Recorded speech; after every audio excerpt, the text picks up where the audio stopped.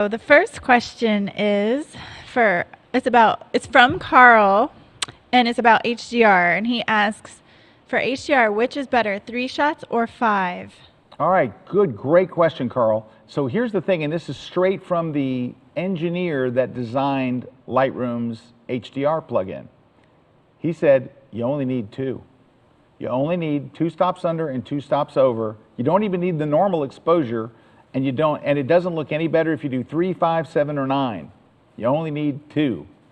So it's faster, it's easier, 2 stops under, 2 stops over. Don't do, I mean, you can do the tests, we've done them, but you can do them if you like to see, is it any better for 5? And you know what we do? You sit there if you're done 9 exposures and you go, yeah, I think you can see, you can't see anything. You sit there and try to convince yourself, but if you have to sit there in front of your computer and try to convince yourself, there's nothing there. Use 2, the dark one, the bright one, and you're good to go. All righty, next question. So we have a couple questions on tripods and focus stacking. Teresa Walker asks, can you do focus stacking without a tripod? Okay, you can. It's just easier with a tripod because it's going to be right on the money. You can do focus stacking handheld, but you would probably have to do something right before it. Select all your layers, and you'd have to choose a thing called auto align layers to align the layers first, then go to the auto blending. Because if you're handheld, they'll all be off by just a little. That's the whole great thing about tripods. It holds it perfectly still for you. If you hold it with your hands, they're all going to be a little off. So that'll fix the little offness. So under the same menu, under the edit menu in Photoshop, auto align layers, select the layers and do that first, then run it. There you go. Can be done. She also asks a follow-up, which is, would you use focus stacking with macro floral photography? Absolutely. Good call. Yes, yes, yes. You would absolutely use this with macro, because macro, the depth of field is so small. And even like if you're at f22, the front of the petal will be in and the stamen will be out and all that. So yes, you can focus on the front petal, and then the stamen, and then the pistil, and then the other parts of the flower I don't know, and then the back petal. And then you can use focus stacking to bring it all into one chart. Absolutely great call. Hey, I sounded pretty good with all those flower parts. It's better than I normally would do. Yeah. I had to look that up on Google a couple of weeks ago. It's the only reason why I remember. Someone's asking, can you use a polarizing filter and an ND together? And if so, what order should they go on the lens? This question's from Bruce. Yeah, hi Bruce. You absolutely can, but here's the problem. So a circular polarizer will have, it works in a circular, like you turn it and it changes the look, right? And there's a rule about how you use it with the sun and all, but I'm not using it for the sun, I'm using it for reflection, so I don't worry about it. But it's going to give you an uneven color. And that's what the problem is that part of the image will be at like 10 stops, and then you're going to have half of the images at 12 stops. I wouldn't recommend it. Just get another, like, you know what, those are really inexpensive. Like that 10 stop, I think it's around 68 bucks. Like in the realm of photography, that's really cheap. So I would go ahead and spring for, I wouldn't, not that it can't be done, I don't think you're going to be happy with the results. It could be done, but because it rotates and changes as it rotates, part of it's going to be funky. Part of it's going to look perfect, and part of it's going to be funky. I wouldn't do it, even though you can. Alrighty? Okay.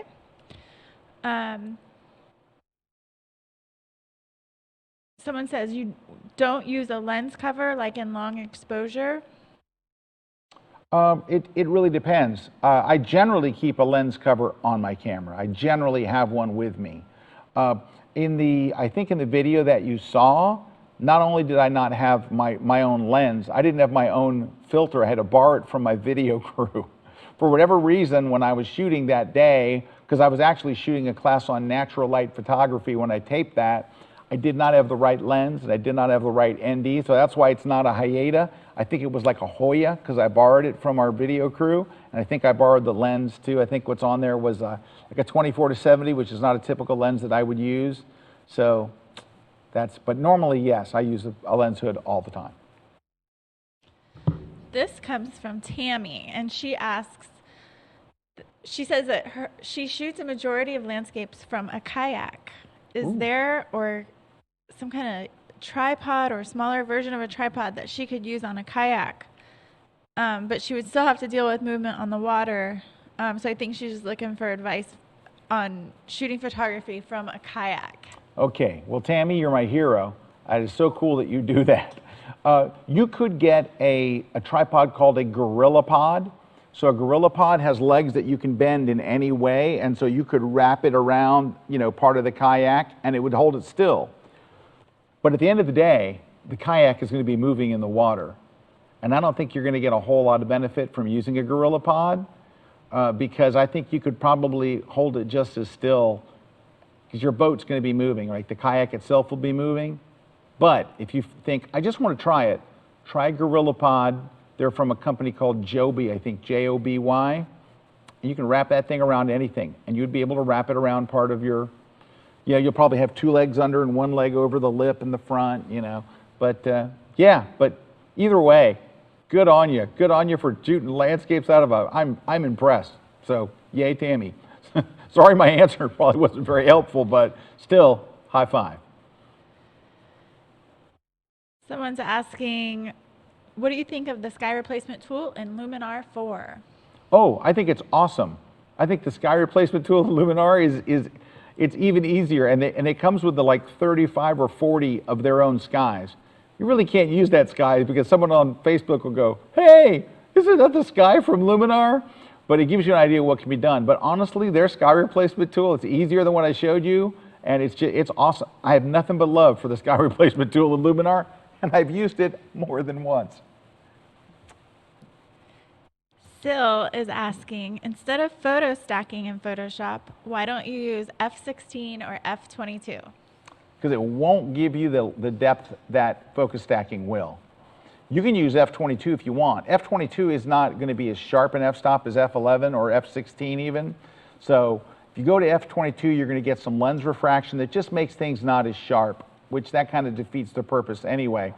But you will not be able to get, I don't care what f-stop, I don't care if you'll use F32. It's not going to put that rock. Remember the picture where I showed it in composition of the rock in the front and then the ice in the back? You're not going to get that rock in focus. I don't care what f-stop you use. And the middle and the ice in the background and the mountains behind that. To get that kind of sharpness that we're talking about, where everything is sharp, they don't make an f-stop, unfortunately, that's high enough to get all. F22 won't begin to do it, neither will F32, and they'll both make your photos unsharp. Not unsharp, blurry. They won't be as sharp as they would be. So that's why we use F11, because it is, on most cameras, a very sharp f-stop. And as you go higher, and theoretically, you should get more depth from those, but you also lose quality. So it's kind of a catch-22. All right, next question. Tony would like to know, when do you anticipate starting travel, trips, and workshops? Oh, Tony, you know I'm supposed to be in Prague right now. Like literally today, I was supposed to be with a group of 12 awesome people in Prague. And you know what was cool? They were all people that had been to my other workshops. We were going to be together in Prague. Have you ever tried the food in Prague, Tony? Let me tell you, it's pretty good. But it's a photographer's paradise, and we've had to move it. We've talked about October, now we're talking about next year. I don't know. So I have my whole group in wait and see mode. But I have a website called Scott Kelby Workshops where I go do hands-on in-person workshops. I was going to do 2 this year. I was going to do Prague and Tuscany. It's not going to happen. I don't honestly see me doing a international travel workshop this year, which is sad. I love them. They're so much fun. And the people are so awesome, and it's like you're like a family for a week, and it's just, you've all got so much in common. It's just, I love everything about it, and I'm very sad that I'm not. I'm happy to be here with you today. Don't get me wrong, but you're not Prague. I kid. Anyway, I don't anticipate it till 2021. Rats. I hope I'm wrong. I hope it's sooner. I hope that by October this is all behind us and everyone's flying everywhere. It's what I hope. We'll see. Next question. Yeah, I know how much you like it too because, I've heard the stories of you coming back, and I know you're heartbroken. I am. I'm heartbroken. And there were so many people, like so many of the people that are on this workshop were either in my China workshop or my Paris workshop or my Venice workshop. I mean, I knew everybody. It was gonna be like a reunion. Hopefully this will end soon. I still talk to them. We have a Facebook group, and I text them, and we're all friends. It's been a lot of fun. I love the workshop experience. Is like no other. It really is something. Well, maybe someone from here will be able to join you one day too. I hope so. Bruce, I think, might have asked a follow-up question on the HDR. Do Sure. you edit the files before or after doing the HDR or panos? Yeah, you have to edit them after, because any changes that you do, Lightroom ignores them. The only one that it honors, the only one that it keeps, is the lens correction. So if you apply a lens profile, it'll honor that, but it ignores all the rest. So don't waste your time doing it beforehand, because it's going to set them all to 0 when it makes the pano, or the HDR. So, all right, any more?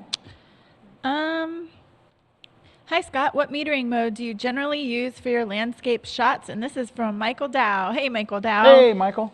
So Michael, I just use the default matrix metering, whatever the metering default mode is. I don't change my metering mode ever. I don't switch to spot metering or any of that stuff. I use the same metering mode all the time for everything. The metering modes in today's cameras are fantastic, and I don't find any reason to switch to spot metering. And I used to, but today, between the quality of the exposures today's cameras make and the fact that I can move a slider a 1/16 of an inch inside a Lightroom and fix anything if it's too dark or too light, it's just so easy. I literally do not switch exposure modes at all. I just use the default, whatever camera I'm using, whatever matrix metering or default metering it is, 3D matrix, whatever, that's what I use.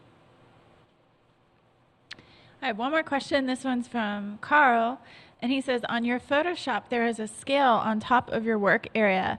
Is it a pixels measure of 3500 or 4500? Do you understand that? Say that whole thing again. It says, on your Photoshop, there is a scale on top of your work area. Is it a pixel measurement of 3500 or 4500? Is he referring to, can you see my screen? Is he referring to this area here? Let's see. Maybe. I don't know what number. So we'll see if he maybe That's the only number I see. Because these are pixels. This is a pixel measurement.